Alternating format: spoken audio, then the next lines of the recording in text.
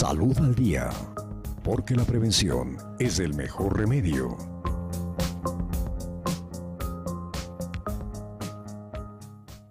Un buen día para todos los oyentes y televidentes del norte del país. Somos los medios de comunicación de la Universidad Técnica del Norte, Radio Universitaria en la 101.1 y Televisión Universitaria. El pueblo ecuatoriano tiene muchas necesidades en salud. El gobierno ha implementado normas, procedimientos, estrategias para resolver esos problemas. Sobre este tema vamos a hablar con la doctora Julie Riascos, es coordinadora zonal de salud. Doctora Julie, qué gusto tenerla acá. Siempre yo considero que hay un antes y un después. ¿Cómo estaba la salud antes de este proceso de la Revolución Ciudadana y cómo está? Porque la Constitución establece un modelo de salud integral. Y eso es amplio, porque no solo es cuerpo, mente, son emociones, mente, espíritu. Y integral refleja todo, holístico. Doctora, buenos días. Buenos días, doctor Lita Miguel. Muchas gracias a la Universidad Técnica del Norte, al canal universitario, por poder llegar con salud hacia las personas, ¿no? Bueno, creo que hay un comparativo muy importante que lo puede hacer la ciudadanía, ¿no? En la parte del Estado y del Gobierno nacional se ha intentado hacer los mejores esfuerzos para mejorar un sistema de salud. Un sistema de salud que anteriormente carecía de muchas cosas, ¿no? De presupuestos, carecía de infraestructura, de equipamiento, de la parte tecnológica, la parte científica, técnica, pues, y de un componente estructural fuerte de gobierno como una política nacional que permita modelar un sistema de salud en bien de la gente, de los usuarios, haciendo ver a un proceso de salud como un bien y un servicio social, no como un gasto público, como se lo venía viendo anteriormente. Entonces, antes de este gobierno se consideraba la salud un gasto público, entonces decía, no más la salud porque nos cuesta mucho, o sea, cuesta mucho las medicinas, los hospitales y todo. Además, la medicina no era gratuita. La medicina no era gratuita. Dentro de los mismos hospitales había medicina para la venta al público, ¿sí? Y medicina de donación, al parecer, ¿no? Que se le daba a la gente que a lo mejor no tenía recursos económicos y por un sistema comparativo, por ejemplo, de trabajo social, podían exonerar la medicación o podían hacer una donación de medicación siendo del mismo Estado ecuatoriano. Y fondos de recursos de autogestión de los hospitales o de las unidades de salud que gestionaban sus propios recursos para poder tener lo básico, alcanzar lo mínimo para poder atender. Por ejemplo, hablo de insumos, hablo de materiales, hablo del pago que se hacía, por ejemplo, en la parte de consulta externa, hospitalización, las cirugías tenían costo, ¿sí? Entonces había mucha limitación. Esas son brechas sociales importantes que se ha tratado de cubrir y disminuir con este gobierno. Hablo de brechas, por ejemplo, cuando la gente todavía no puede acceder a los servicios. Tenemos todavía gente que de alguna u otra manera no accede todavía a los servicios.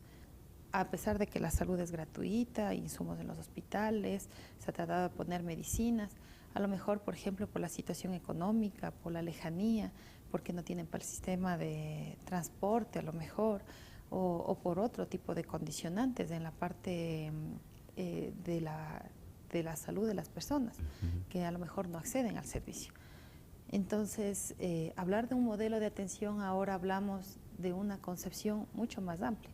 Hablamos ya de un servicio social enfocado a las personas y también un cambio del sistema de salud, no solamente una atención de escritorio, una atención de un consultorio, sino a una atención ya más holística, a una situación de una atención familiar, individual, ya en la comunidad por parte del personal, en donde el personal se involucra ya con la gente que tiene a cargo.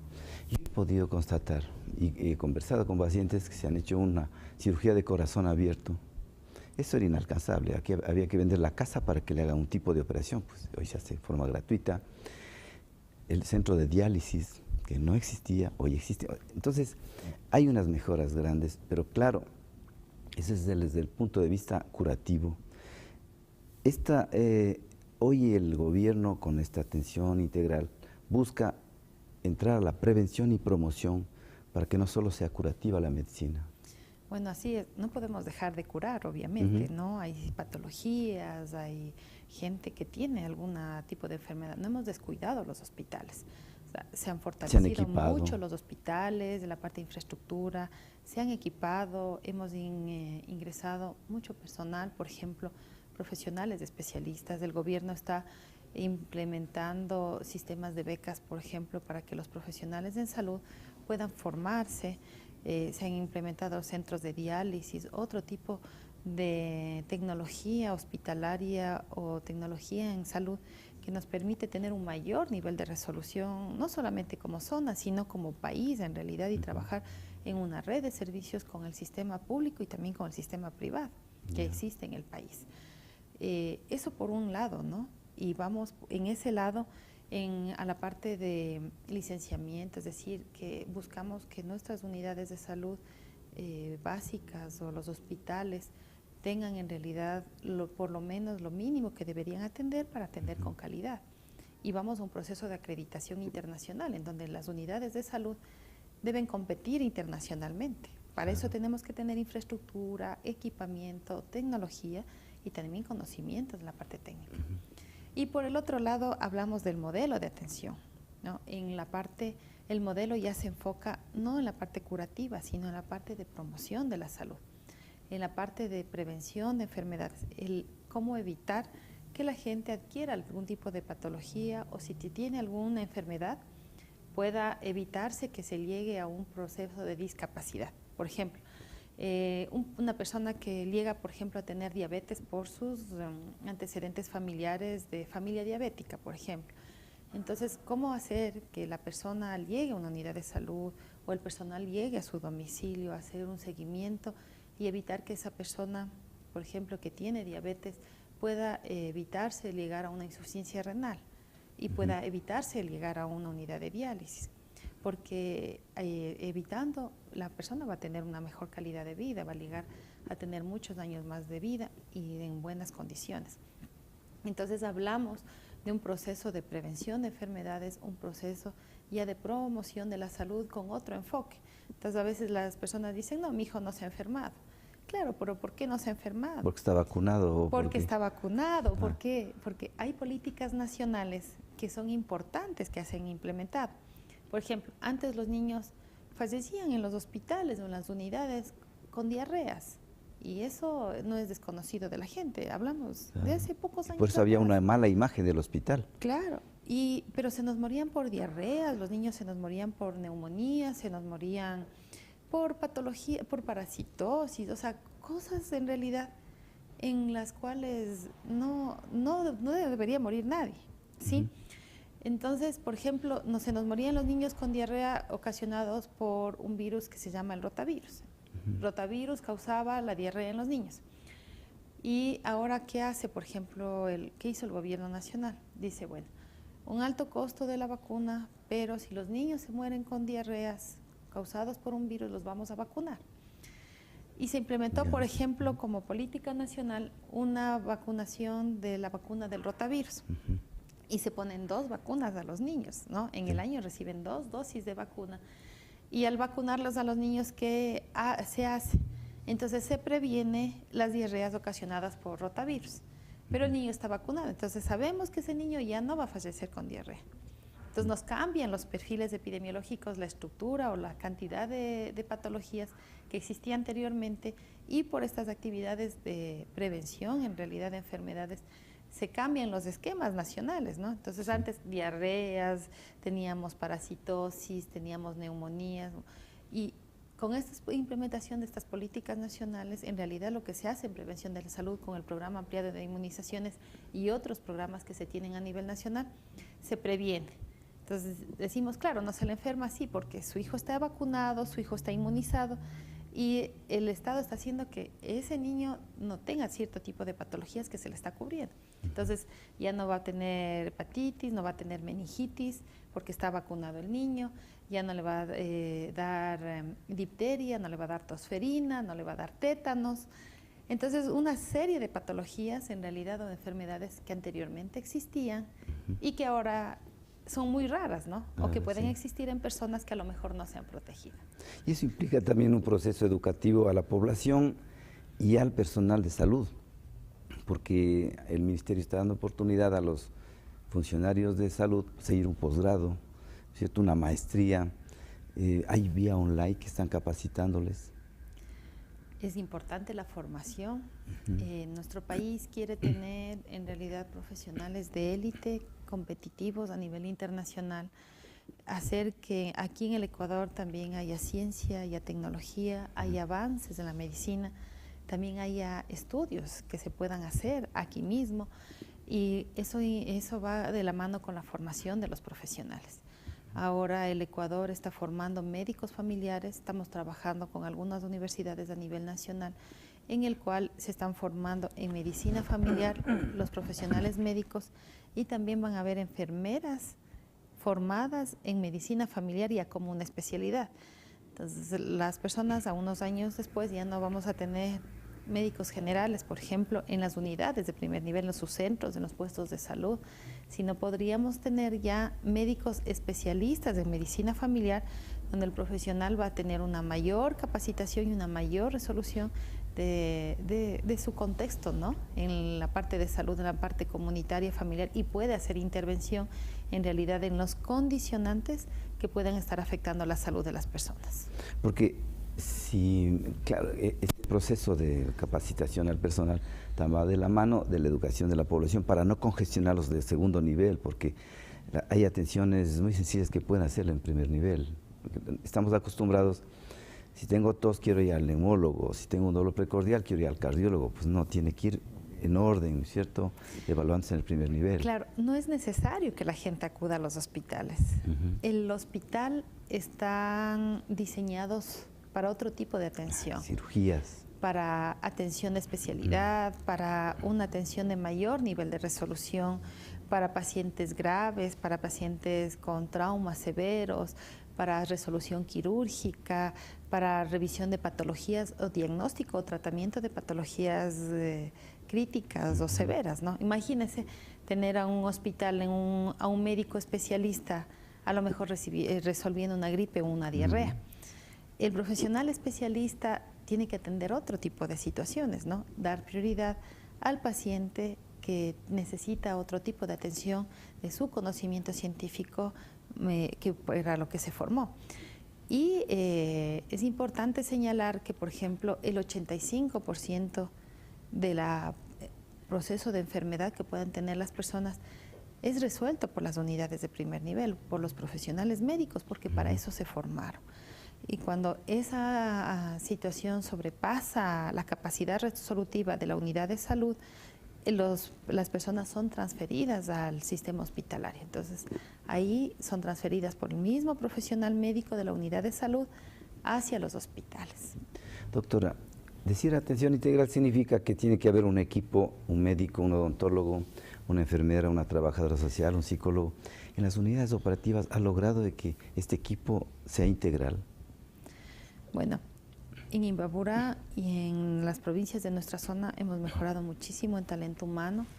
Es bien difícil conseguir profesionales para la zona de frontera, ¿no? Hay sitios todavía muy alejados, por ejemplo, sitios de frontera con Colombia, que en Sucumbíos, por ejemplo, en la selva ecuatoriana, tenemos frente a los guerrilleros. No quieren ir. Claro, o sea, son condicionantes importantes, ¿no? En lejanía, en cómo acceden también nuestros profesionales a las unidades de salud. Muchos de ellos ingresan por canoa también, muchas horas de camino. Entonces, es bastante complejo, pero hemos mejorado muchísimo la cantidad de profesionales. Por lo general, ya todas nuestras unidades cuentan con profesionales médicos y enfermeras. La mayoría de ellos también con odontólogos, y ya no es, por ejemplo, anteriormente nosotros teníamos puestos de salud o las unidades pequeñas que se llamaban, que ahora son las de tipo A, unidades con un auxiliar de enfermería que estaba capacitada para, por ejemplo, hacer atención de emergencia o hidratación a las personas o atender algún tipo de dolor. Pero hasta ahí llegaba y eran transferidos a otras unidades de mayor resolución. Hemos puesto profesionales ya en todas las unidades operativas, tienen mucha mayor capacidad de resolución Y en la parte de infraestructura estamos construyendo unidades de salud nuevos con otro tipo de concepción. Por ejemplo, centros de atención de tipo C, que son unidades de primer nivel todavía, en donde hay profesionales de la salud, pero ya tenemos atención de emergencias y atención de partos 24 horas. Entonces son unidades que se están poniendo, por ejemplo, en los cantones o en las cabeceras de las provincias, en lugares donde sobrepasamos los 25 a 50.000 habitantes. Entonces tenemos ya otro tipo de concepción, en donde ahí van a atender emergencias no tan graves como deberían ir al hospital, claro, pero se pueden atender emergencias, ¿no? El sistema prehospitalario también, no se olviden que se han implementado un sistema de ambulancias que son parte del Ministerio de Salud Pública, como parte integradora e integral también de todo un sistema, ¿no? Del sistema ambulatorio, del sistema hospitalario. También tenemos el sistema prehospitalario, que estamos anclados a la EQ 911. Yo he visto un poco preocupado, sí, es evidente el cambio notable que hay en la salud. El adulto mayor, usted recorre las áreas rurales y ¿qué se está haciendo por el adulto mayor? El adulto mayor es un sector prioritario para el servicio de salud. En el sector de adulto mayor, en las personas sobre todo mayores de 65 años, es un sector dependiente social, ¿no? Muchas veces dependiente de su familia, socialmente, y eso trae consecuencias también en salud. Por ejemplo, el adulto mayor no es como una persona joven. Por ejemplo, los jóvenes casi no acuden a nuestras unidades de salud por enfermedad, ¿no? Ellos son muy sanos, no tienen mayor situación de patología, o acuden en calidad de acompañantes por lo general, pero no como usuarios, como pacientes de enfermos. Lo que no sucede con la parte del adulto mayor. El adulto mayor, por su edad, por su biología... Polimedicado. Ya tenemos una persona con múltiples enfermedades, ¿no? Cierto tipo de patologías, multimedicado, ¿no? Para patologías tenemos medicación que utiliza para las patologías, está medicado. Hablamos ya de enfermedades, por ejemplo, que se han vuelto muy usuales en nuestro país, diabetes, hipertensión, que estamos teniendo como parte de las enfermedades principales del perfil epidemiológico que nosotros tenemos en la zona, en nuestra zona. Entonces estamos hablando. Y la mayoría de pacientes que tienen este tipo de patologías son personas adultas mayores. Entonces, en ese sentido, lo que se ha hecho a través de las unidades de salud, captar a los grupos prioritarios, no solamente a los adultos mayores, son parte de los grupos prioritarios con los cuales estamos trabajando, pero con este grupo es muy importante el trabajo. ¿Por qué? Porque tenemos que hacer la identificación de cierto tipo de patologías o la prevención de este tipo de patologías y en la comunidad para evitar que el adulto mayor tenga enfermedades y que pueda llegar a alguna enfermedad que le pueda dar una discapacidad. Por ejemplo, una persona hipertensa, hay que evitar que pueda tener una enfermedad cerebrovascular, pueda quedarse con alguna parálisis o pueda quedarse paralítico o alguna situación, no pueda caminar o tenga algún tipo de derrame. Entonces, hay situaciones importantes que se puede hacer a través del modelo y que se puede prevenir. Doctora, nos llegó un mensaje, dice: doctor, buenos días. No existe psiquiatra en el hospital casi 2 años. ¿Qué hacemos las personas de escasos recursos? La atención particular es cara. Gracias.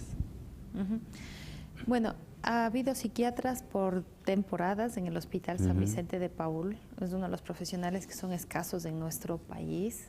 Nosotros no ha sido por la necesidad de talento, de recursos económicos, más bien por la parte de talento humano. Hay ciertas especialidades que no se hacen acá en el Ecuador y que hace falta. Sin embargo, hay psiquiatra en el Hospital de Otavalo, pueden acudir al Hospital San Luis de Otavalo, que ahí tenemos la atención profesional y las personas que lo requieran atención tienen que acudir a esa casa de salud. Entonces, la doctora Juliet, como directora zonal, nos dice, coordinadora zonal, nos dice que cuando no hay este problema, cuando no se puede resolver este problema en el Hospital San Vicente de Paúl, se puede acudir al Hospital San Luis de Otavalo. No hay ese inconveniente de que usted es de Ibarra y no lo atendemos porque no es de Otavalo. No, de ninguna manera. Nuestro sistema es integral. En realidad tenemos que trabajar en un sistema integral y integrador de salud, en el cual si en una unidad de salud no hay la capacidad operativa y en la otra tenemos, lo que hacemos es internamente dentro de los hospitales, se coordinan las acciones y las actividades para que los pacientes sean atendidos en una o en otra casa de salud. Doctora, en esta atención integral tiene que ver también la participación ciudadana, esta organización de los comités de usuarias, comités del adulto mayor, comités de diabéticos, club de hipertensos, y después vamos a topar el último punto de adolescentes. ¿Se está fomentando este tipo de trabajo de clubes? En verdad sí, tenemos como parte de las unidades de salud el accionar con estos diferentes grupos etarios y prioritarios que son para la salud pública, ¿no? Tenemos clubes de adultos mayores, de adolescentes, incluso de mujeres embarazadas en algunas unidades de salud, porque es importante la mujer embarazada en su proceso de concepción, en su proceso de embarazo, en su proceso de parto. Es cómo evitar o hacer control para que ella pueda llegar al fallecimiento, a la muerte de la madre o de la muerte del niño, por ejemplo. Los clubes de adolescentes, por el riesgo que ellos tienen, por ejemplo, en alcoholismo, drogadicción, se trabaja con ellos en lo que es planificación familiar, en darles una perspectiva de vida para que ellos puedan elegir, ¿no? Y que lo puedan elegir de acuerdo a sus necesidades que puedan tener a lo posterior. Entonces, se trabaja con estos grupos que son muy importantes, clubes de hipertensos, clubes de diabéticos, que se los seleccionan a través del trabajo de este modelo de atención, en donde el personal de salud lo que hace es un diagnóstico de qué es lo que pasa en su sector, de acuerdo a la población, y tiene que hacer unas estrategias para poder identificar en realidad dónde están, por ejemplo, los niños menores de 5 años, porque son grupos prioritarios para el trabajo en salud. Saber qué niños de los menores de 5 años no están vacunados, saber dónde están las mujeres embarazadas, cuándo les toca dar el parto, tener un plan de parto, por ejemplo, del trabajo con ellos, el trabajo con los adolescentes en lo que son enfermedades de transmisión sexual, las acciones o las actividades que se tienen que hacer propias para estos grupos de edad. Para los pacientes hipertensos, para los pacientes diabéticos también están trabajándose como parte de nuestras unidades de salud. Con ellos se trabaja en la parte promocional, en la parte de evitar discapacidades, en la parte de evitar mayor complicación de sus enfermedades, en lo que es la alimentación, el ejercicio y una vida mejor para poder dar una mejor calidad de vida. Los adultos mayores de igual manera en su tipo patológico, pues y en la prevención de enfermedades más graves o de otro tipo de particularidades. Uno de los objetivos importantes del nuevo modelo es disminuir la mortalidad materna. ¿Cuáles son las estadísticas? Porque las estadísticas nos dicen si estamos trabajando bien o estamos trabajando mal. Bueno, así es. Nosotros trabajamos a través de indicadores y en los indicadores evidenciamos que es la variación que tenemos nosotros año tras año, cada 3 meses o cada 6 meses, en la parte de enfermedades o en los indicadores de atención. Tenemos muchos indicadores para ir midiendo cómo está el sistema de salud. En realidad ha mejorado muchísimo a nivel país y también en nuestra zona. Ha disminuido la mortalidad. Ha disminuido la muerte materna, ha disminuido la muerte neonatal. Por ejemplo, hace unos años nosotros sobrepasábamos el 14 por 1000 nacidos vivos. En el 2013 nosotros tuvimos como zona 27 muertes maternas. 27 mujeres que fallecieron en su proceso de embarazo, en su proceso de parto, en su proceso de posparto. Independientemente, hay algunas causas, porque las investigamos las causas, ¿no? Eso nos dan tasas, bueno, no tan altas, porque hay otros países que tienen unas tasas mucho mayores a las nuestras, pero que sin embargo nosotros podríamos mejorar aún más. Este año, en el año que pasó, en el 2014, trabajamos intensamente como zona en trabajar en las redes de atención obstétrica neonatal esencial, en donde se previene el fallecimiento de la madre o del niño. Hemos disminuido a la mitad los fallecimientos del 2013 en relación al 2014, en relación al 2013. Se han reducido el 50%, es decir, se han logrado hacer, y creemos que en estos años se puede trabajar todavía mucho más para seguir reduciendo la muerte materna. Eso se lo puede lograr. hay situaciones prevenibles. O sea, hay cosas que sí se pueden prevenir. Por ejemplo, para evitar una muerte materna o la muerte del niño. Por ejemplo, tratar de hacer un parto seguro. A lo mejor evitar el parto domiciliario y lograr hacer un parto institucional en un hospital donde tenga las facilidades, por ejemplo, de atender alguna complicación. Mejorar el sistema de transporte comunitario. Ahí ingresan los comités locales de salud, porque también la salud no es de un sistema o del Ministerio de Salud Pública. Salud tiene que ver con el individuo, con la familia, con la comunidad. Todo el mundo tiene que ver con salud. Si la gente se desentiende, estamos complicados, ¿no? Con sus propios familiares. Entonces, ¿cómo también la familia toma la decisión de llevar a una mujer a la unidad de salud para poder evitar que la persona muera y a tiempo, ¿no es cierto? ¿Cómo se la saca de la comunidad? Tenemos redes comunitarias que se han trabajado, por ejemplo, con el sistema de transporte locales, que nos ayudan, por ejemplo, hasta que les dé el encuentro a las ambulancias que estamos teniendo. Por ejemplo, el cuerpo de bomberos acá en Imbabura nos ayuda también con el transporte de las mujeres de las comunidades hacia los hospitales. ¿Cómo se ha hecho, por ejemplo, el trabajo hospitalario en poder identificar a la mujer de riesgo y darle prioridad en la atención, tomar las medidas oportunas, científicas, rápidas, para evitar que la mujer vaya a fallecer? Cómo hacer y cómo poder trabajar con esa mujer en el momento del parto, del alumbramiento y posteriormente cuando ya se va a su domicilio para evitar, por ejemplo, una infección postnatal y que la mujer vaya a morirse por una infección. A veces sí, la mujer tiene fiebre, es que tenía fiebre y terminó muriéndose a lo mejor en el domicilio y murió infectada, a lo mejor con restos o alguna cosa. Entonces, esas cosas sí se pueden evitar. Y eso se puede lograr con una atención adecuada, con un seguimiento, por ejemplo, del embarazo y con atención adecuada, ¿sí? Teniendo todo lo que es. Y es importante que las mujeres también planifiquen su parto, hacer un parto seguro. Doctora, el tiempo voló.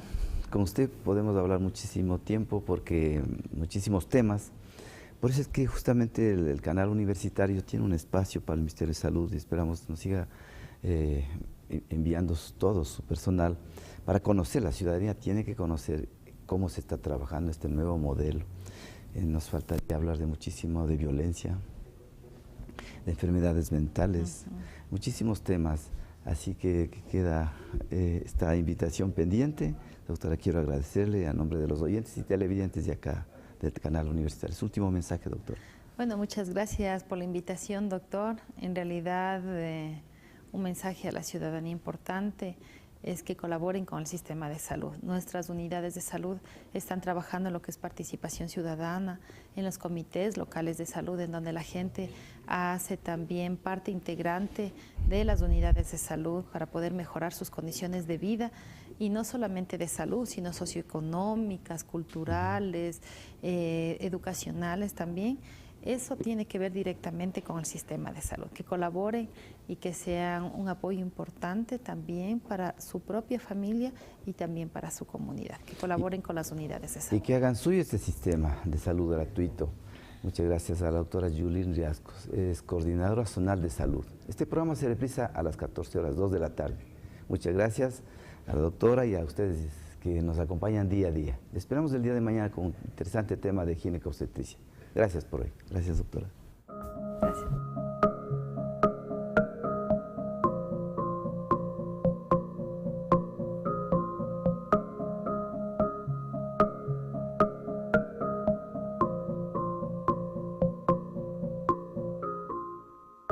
Salud al día, porque la prevención es el mejor remedio.